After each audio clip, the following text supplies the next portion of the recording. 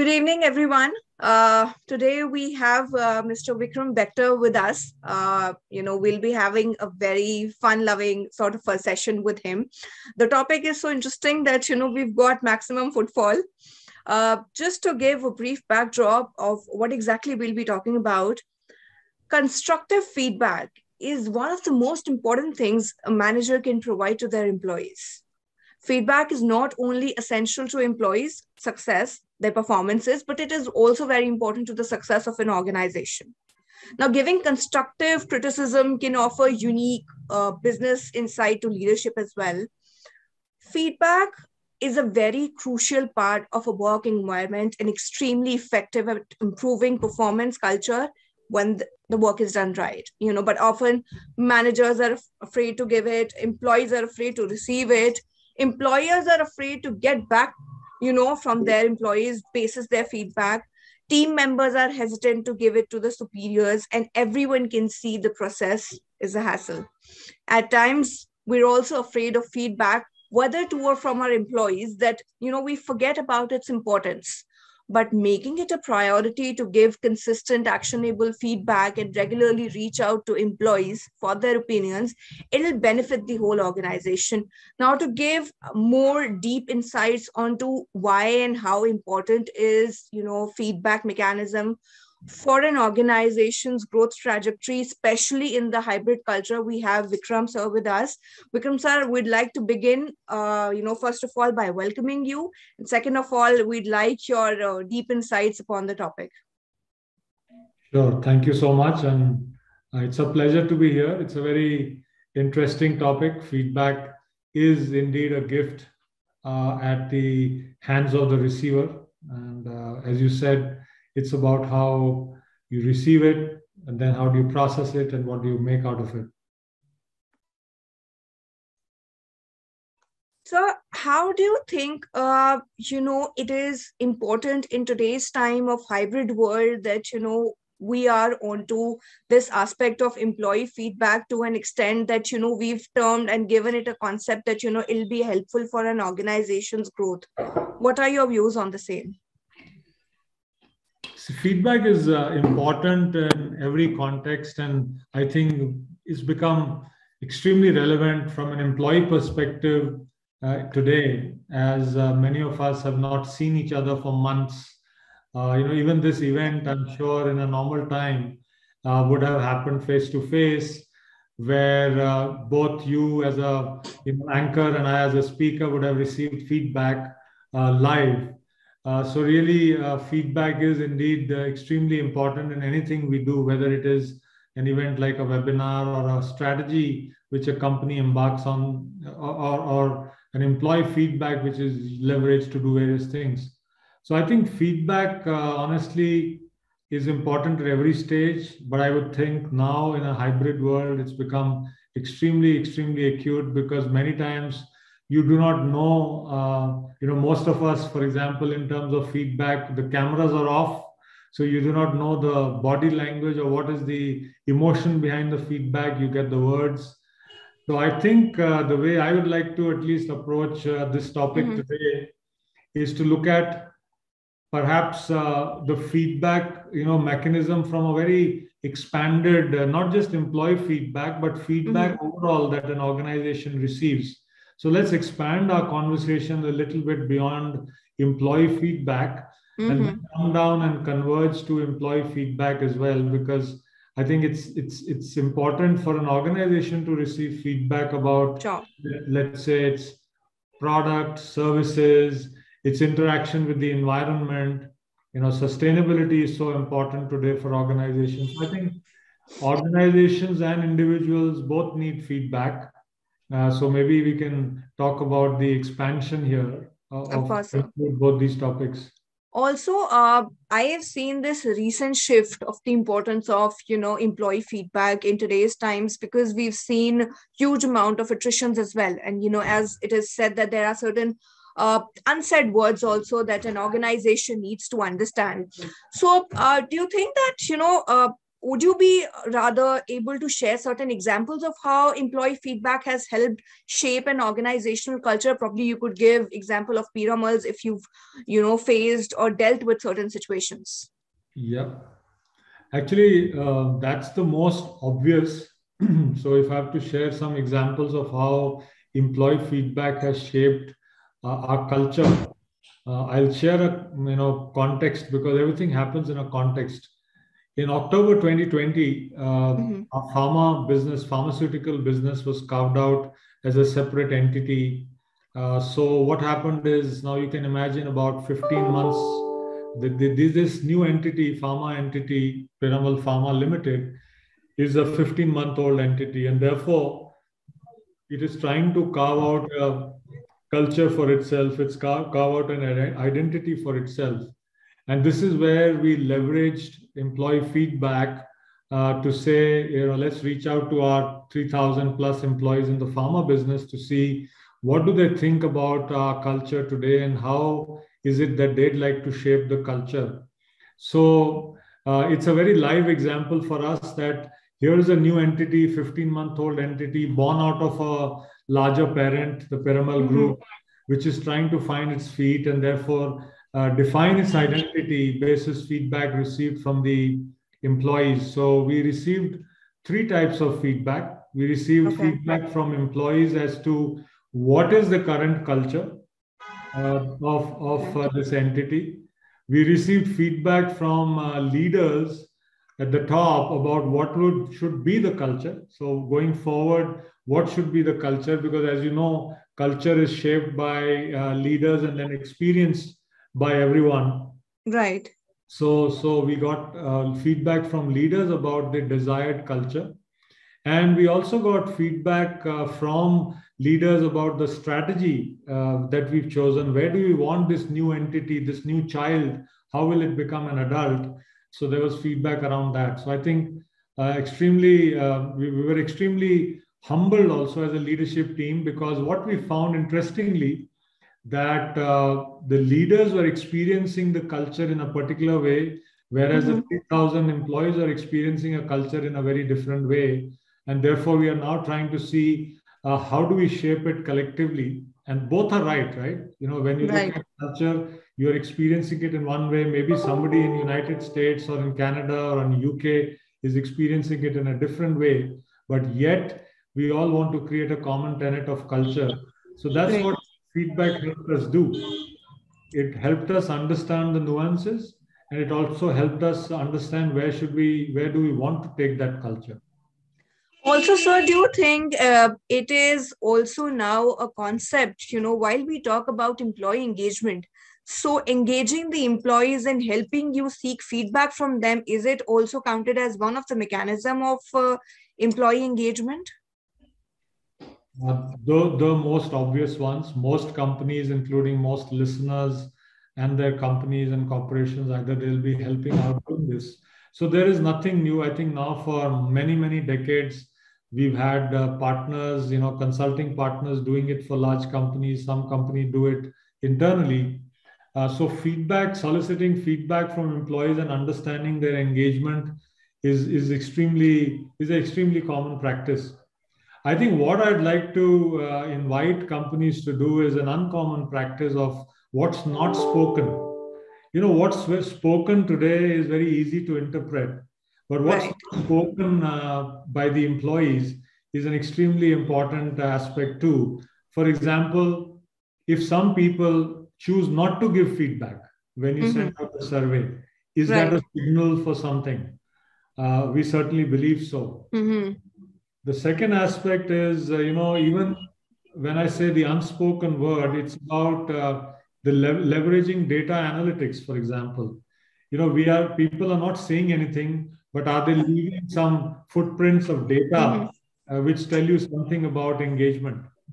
And we've done some pretty good and I would say cool experiments on using data analytics of people, what they feel about engagement, and especially what they've never shared or never spoken. And Right. that's very true in the hybrid world. People sometimes don't share, they don't speak, they don't exchange notes. There are no water cooler conversations. So how do you pick out nuggets of Exactly. from the systems, from the HR systems all around? Plus, body language, I feel, used to say a lot. Like from a nature standpoint, if you see, employees in hustle, and sometimes you used to make out that, maybe they want to convey something, maybe something is bothering them. Now that they're not in your vicinity, it is, I feel, even more important to seek their feedback as to how are they working within their household frames, because now they have dual responsibilities, families as well as work. So managing both is a task. And now I feel that, employee feedback is now even more important than what it was prior. I see that you've recently made a very historic and large acquisition of DHFL. Uh, in that acquisition, should we think, or should we make out that, employee feedback had some role to play? Like, if you could shed light on the same. No, you are absolutely right. We, Piramal Group, we acquired DHFL, a very successful business which has into housing finance. And I think Okay. you're right. The employee feedback had a very, very major role. So we very successfully integrated almost 3,000 employees. So none of the employees actually have lost their jobs. So 3,000 odd employees were inducted into our fold. It's a very Okay. large acquisition, almost 34,000 crores worth of acquisition. So we found that at every stage, we've leveraged employee feedback. The first step really around in the first, not even, I think I would say the first week of when the employees got integrated, we leveraged feedback tools to see how people are feeling, you know. Mhm. And interestingly, it was general feeling level, moodometer level feedback, and I think it was very important not to uh, time it or not to game the system and not put only positive anchors for people to respond. So we did 5 positive anchors and 5 negative anchors and one indifferent anchor. So you could choose that I am not feeling anything, or you could choose I'm feeling sad, mad, glad, anxious. So I think it helped us in the early days to just gauge the mood. We Mhm. also use feedback to see what communication channels are working, what is not working. For example, because of our feedback on communication channels as to how do you reach out to the masses, we figured that HR Connects, for example, was the second most important communication channel which we were not activating. Okay. The first channel was obviously people wanted town halls, which we did activate. The second channel, which people expected HR to be proactive and be there and help, which was actually the second week that we activated it, because Mhm. we had put in a HR helpline, thinking Okay. that a lot of people will come to the helpline very fast.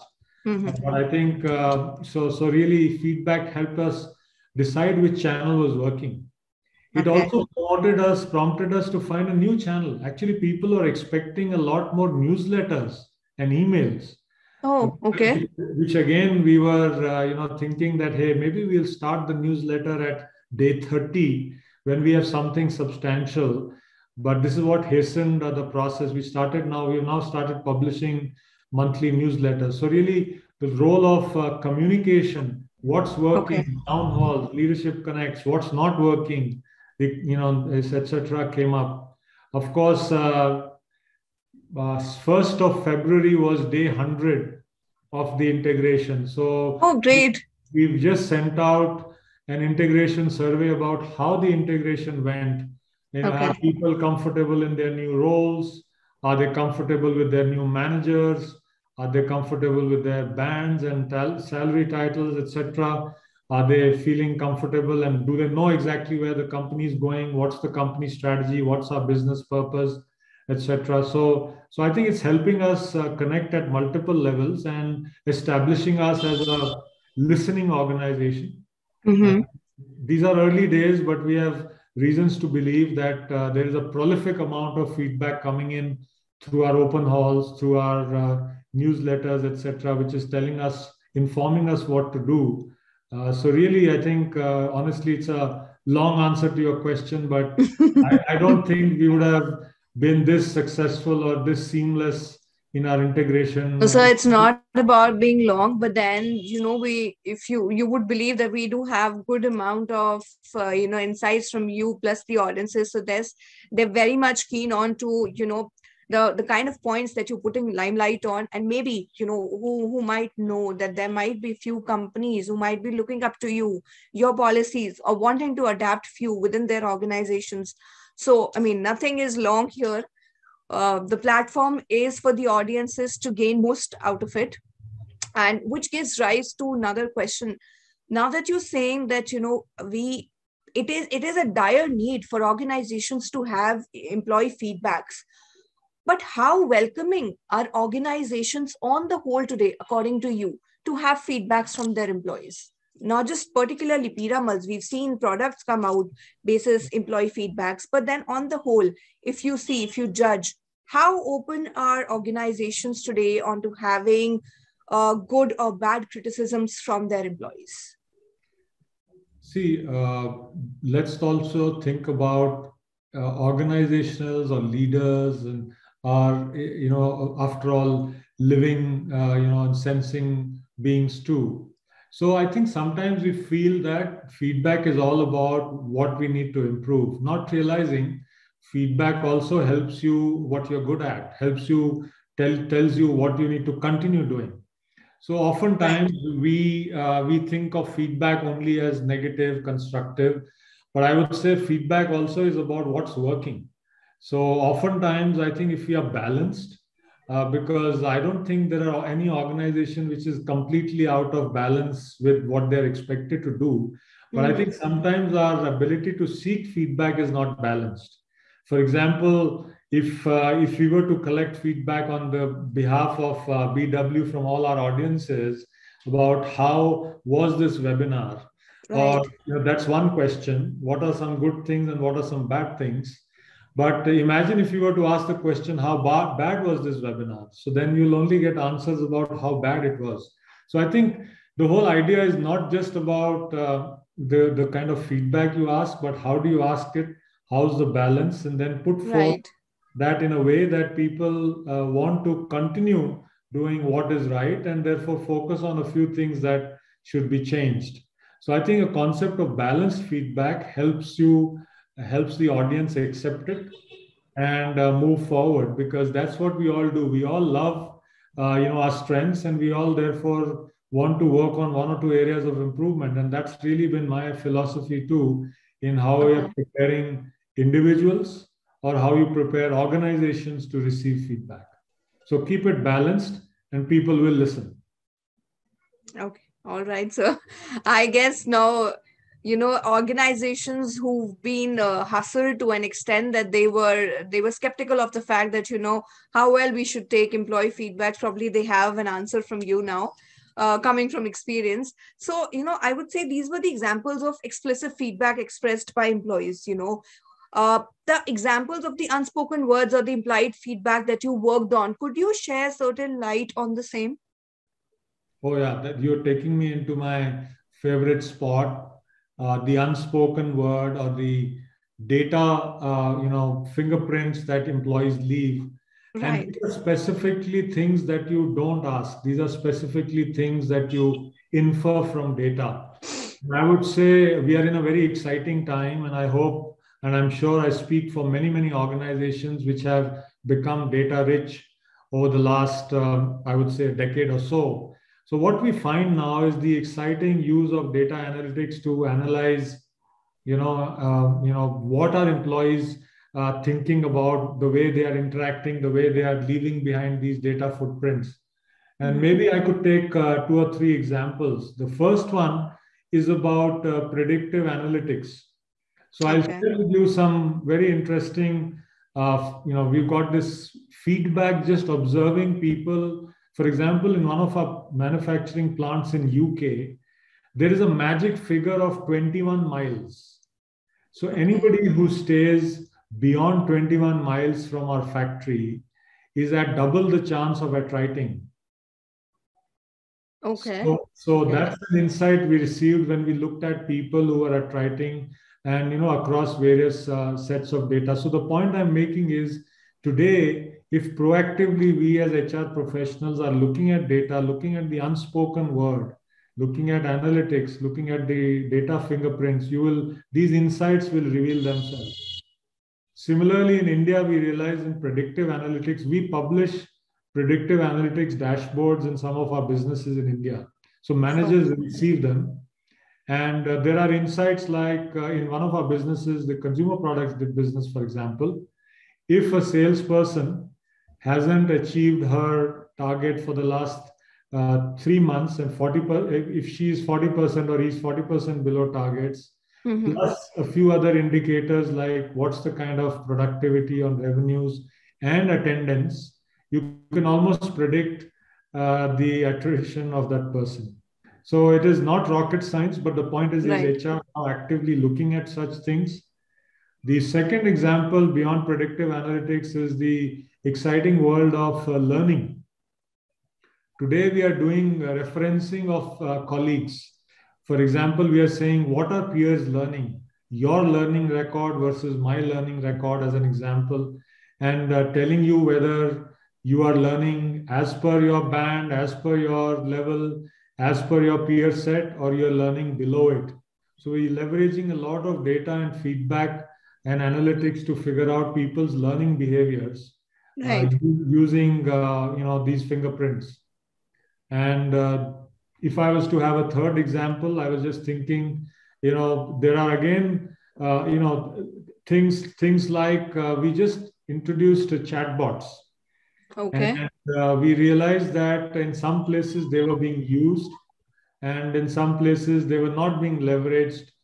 So again, if you look at carefully inside what's happening, what kind of fingerprints people are leaving behind, either they're using or not using, it is being revealed which age group is using them, which location is using them, which gender is using them more, and what are the policies which are really being, so for example, it is no surprise that the most queries on the chatbot are around leave balance, leave. Again, it's no surprise across companies. Similarly, around insurance needs. Excuse me. Sure. So the invitation I'm making, is that how can we look at the unspoken word? How can we proactively look at our data and see what is the feedback coming? The feedback may not be as strong as the feedback you receive by the spoken word when people speak, or the water cooler conversations. But today, that's the whole science. The science is, how can you amplify weak signals in HR? And the weak signals come not from the spoken word, they come from the unspoken word. Unspoken words. Analytics. So that was my hypothesis. So I feel that, while it is important for employees to give out feedback for their organization's progress, but not all feedbacks lie into the box which can be implemented. Now, there might be likes of few people who are expecting, let's say, furnitures at their homes. Just for an instance that, we want working stations at our homes. But then they may not be possible for an organization to send workstations to each of everyone's house in times of pandemic, when there is, negligible amount of sales and incoming of revenue. Now, how do you deal with certain feedbacks that cannot be, inculcated within a company's culture? Actually, honestly, if you ask me, one is limited by one's imagination.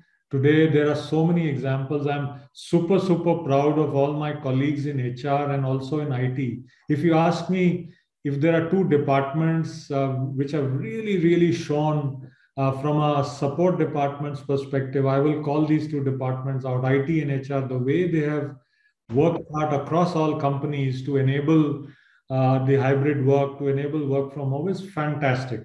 So I think we should all feel very proud of that. Very true.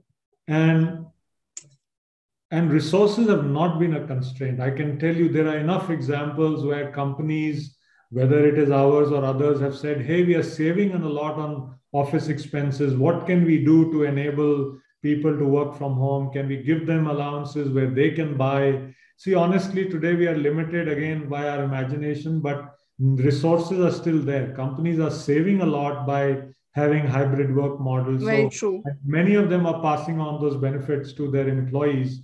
And I think that's very important. And we are seeing that. Also, one of the feedbacks that you've seen redundantly coming to you from your employees could be in any segment, could be in terms of lease, could be in terms of infrastructure. Any one feedback that you've been seeing from employees during the time of hybrid model conversion.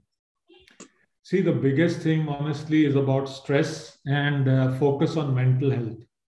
I think most companies today, and ours is no exception, are spending or trying to invest a lot of time in ensuring mental wellness. So we worked against, again, basis a lot of feedback.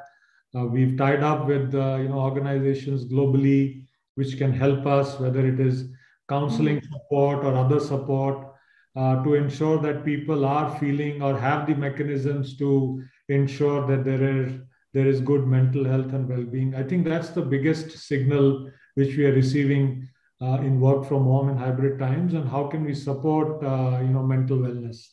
And I think it's again a matter of great pride. I think we should all feel we are also indebted to our next generation, which is so open in sharing that it's okay not to be okay.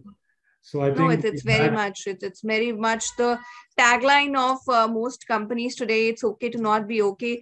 Another thing that I'd like to point out is, now that we're working from hybrid models at our homes, it is mostly thought in a way that we're sitting in our comfortable couches and working. But then people are also forgetting that there is no clock in, clock out. While you're working from home, in office hours there used to be a stipulated time to which we're working, because then we had to travel back home, which is not the case now. How have you been dealing with certain feedbacks wherein the pressure has been to an extent that there has been employee burnout? That's also one of the feedbacks that I've heard from coming to the organizations. How have you been dealing with that? Because I'm sure pharma industry was under a lot more pressure than the employees from other industries. who said we are successful? So, humility, I would say, like many others, we are trying. We are honestly trying, but I won't say that we've cracked the code. So every day is a struggle on something new. We try to solve for one, then another problem, creeps up. But I think a few things which are common to our values is the whole element of care. See, when in doubt, we go back to first principles. What would we do to ensure that our families are safe? What will we do to ensure people go back home and in some cases alive, as difficult as it sounds? So I think, for us, it's again going back to our principles of care. I think of ensuring that we value human lives like they should be. So when you go back to first principles and get connected with our values, I think the answers come easy. So the fact is that how do we support, whether it's on vaccinations, whether it is on making the workplace safe, whether it is to ensure not enough people come in so that there is no risk to each other. So I think Right. but yet to say that we've kind of completely cracked the code and we know how to do it, that would be that would not be very far from the truth. We are trying. Some things are working. New challenges keep posing themselves, and we go back to solving the No, next. as much as it is a challenge for an employee to manage number of things, it's even a challenge for the employers as well as organization to keep their employee base at ease and to keep the work running smooth. So, what are some of the other examples of leveraging feedback of an organizational growth? I think we should talk a little bit. I'm glad you're asking this because this is where I'd like us to diverge a bit. And I think there are some fantastic examples of how we and a lot of other organizations, in this case, I can share examples of how we've leveraged feedback Mm-hmm. from patients and customers to create more enriching products. So it is about honoring the employees who are listening to the patients and customers and understanding and asking them to share insights that they know. For example, I can think of, we have a product range called Littles. Now, Littles is about baby diapers. So that was the original product range. But when we started to listen to the customers, listening to mothers, listening and understanding what they were saying, so the employees who were listening to them came back with the feedback that here are a few other things that are also needed for a newborn. So Littles as a brand got expanded, and we had brand extensions into, let's say, wipes, into again organic, creams. You've seen some of the difficult times some of the other brands are having around. Right. Babies would need ultra safe products. So when you listen to employees who are listening to the customers, as I think helps you. Now, I can tell you with great pride that Littles is the fastest growing brand we have because somebody listened to the employees who are listening to the customers. And we've had our record breaking January, and I think we'll be breaking a lot of records with that brand. I'm sure. In that's one example. The second example is from the US. Now, US, one of our products is inhaled anesthetic. So anytime you have a surgery, the gas you inhale, which knocks you off, is a anesthetic gas. So we are market leaders in that segment. Okay. And this gas, this business is a B2H, business to hospital business. So we supply to large hospital chains. Oh, amazing. Now, when you listen to the patients and the customers, we realize that not only do they need safe anesthetics, they also need a safe pain management. When you post surgery, you need good, safe pain management therapies.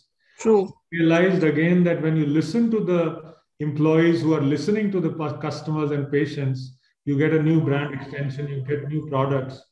And again, those businesses are doing phenomenally well. So what we find is this provides a little loop. So people start listening to customers, they start bringing in those new ideas. We start to extend our products into new product lines and extensions. And it's like a virtuous cycle of listening.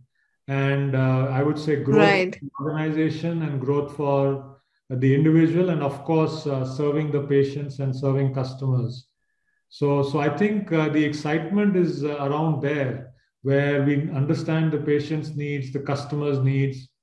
And I could go on and on. One more example of listening to our customers, or rather listening to the employees who are listening to the customers and how it benefits us. So this one is from our retail finance business in India, where we lend to our customers.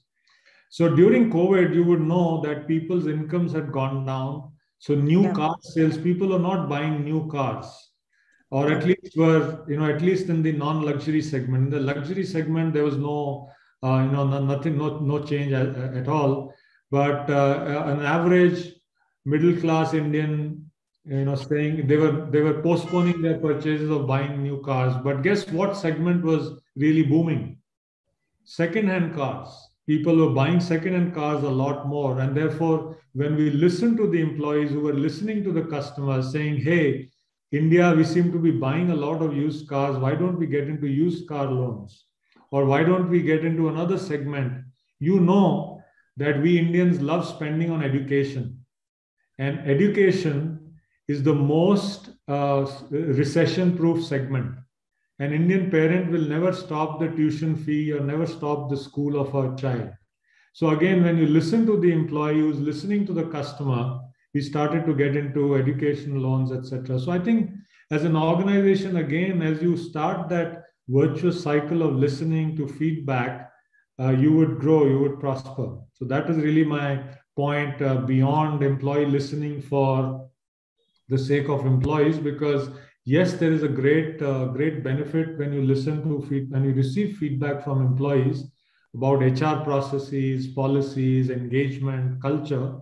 But I think we should also spend about a lot of time externally seeing how can we as a listening organization impact the growth of our organization by interaction with customers, the end customers and consumers. Very true. In an organization, so it is very important to have diversified culture, diversified set of people as well, from whom you'll be receiving, different sort of feedbacks and mechanisms. How open are you to thinking on to having diversified feedbacks from diversified set of people, and then, work together in within the HR norm of your company and try and implement them? No, absolutely. I think, again, I'll give you an example from our customer side. So we have customer advisory panels. Okay. So we have, customers of different, they'll all come with different needs, who will be talking about what, really we should be doing from a product side. So that's an example of how you can get a diverse set of perspectives. Similarly, if you look at from the HR side, we also, when we look at the constitution of our boards, Mm-hmm. we find that, whether it is our nomination and remuneration committees or the other committees of the board, the way they are represented, we are very fortunate to have some very, very respectable names, the top names in our sectors to be representing on our boards. And that's another source of very rich, filtered, experienced ideas which come. And I think so. If you combine the wisdom from the boards, combine the energy and the newness coming in from employees at the bottom of the pyramid or in the middle, Right. that's the side of diversity. That's the kind of diversity you need. And then you have, then you got to sift through those ideas and see what will work and which ones you should take for adoption. Amazing. I'd really like to admit that, I was just considering this as one line statement that employee feedback is important for an organization's growth trajectory. But hearing the insights from you and then the examples and the way you've implemented into getting onto new products as well, I mean, it's amazing and it's commendable. So I congratulate you on to, achieving the milestone of using employee feedback mechanisms to an extent that, I now definitely feel that many such organizations, will also try to adapt these, plans after hearing your insights. So my last piece of advice from you, your parting words, your audiences would like to know, what are the top 5 things while considering employee feedback into an organization's culture? What would be your top 5 picks?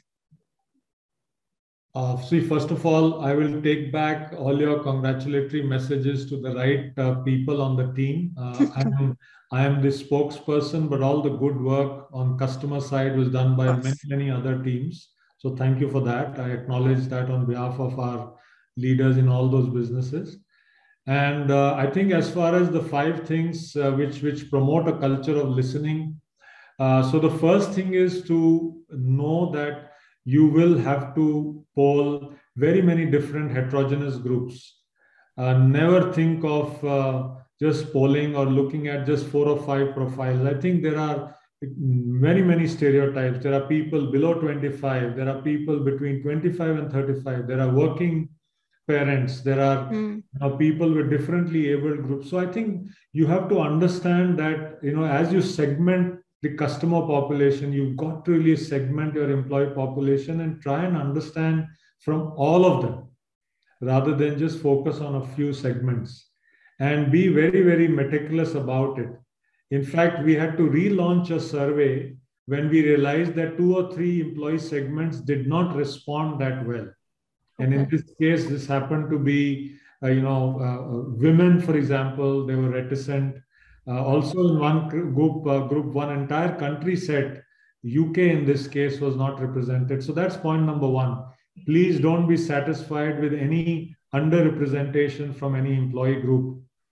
The second is about preparing the ground. I think once you get candid feedback, how do you prepare the ground for the feedback to be accepted? So very many times we quickly jump into action planning without socializing, debating, discussing the results. I think that's very important. Okay. The third thing would be you have to judge.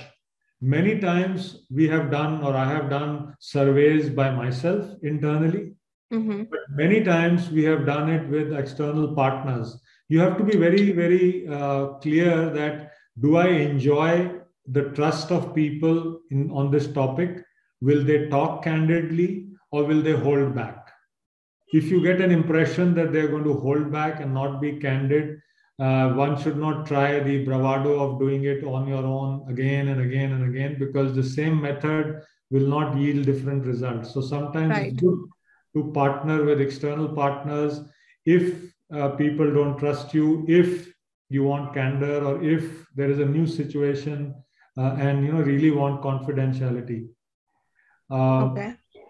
The fourth one I would say is one should not be shy of establishing and leveraging technology, whether it is helplines, so sometimes direct access to hotlines and helplines also helps, so you get unfiltered feedback, because many times feedback, as it filters through the various levels of hierarchy, you just get a fraction of what was really, it's a bit like Chinese whispers. By the time the message reaches you, it may be very different. So do not be shy of establishing hotlines, help desks, which directly get you feedback to the very top. And of course, you have to ensure confidentiality, etc. We can talk about that later. So that's the fourth point. And the last one, my favorite, is listen to the unspoken. How can you proactively mine your organization for data, for insights, which is what people are not speaking. So I think those are my 5. Commendable 5 points and takeaways for the audiences as well as for me. Thank you so much, Mr. Bector, for joining us, for sharing out your valuable time as well as insights for our audiences. So for people who would like to have questions from him and get answers from him, we'll be posting this video across our social media channels. You can directly ask him whatever you feel like, and I'm sure Mr. Bector will be more than happy to have your questions answered, as well as guide you onto any company who is, thinking of having employee feedback mechanism, have a culture within their organization that, they can get a growth trajectory for their organization. So thank you so much, sir. Thank you for shelling out time. You're welcome. And I would also request others to share their ideas, because what I've shared is not the entire universe of what everyone is doing. Would love to hear what other organizations and individuals have tried. But collectively, it could be a great set of ideas. Maybe some suggestion could be, a policy for some organization. So why not? Please, the forum is open for everyone to share their ideas, and let's keep this conversation going on with newer ideas as well. So thank you so much, sir, for joining us.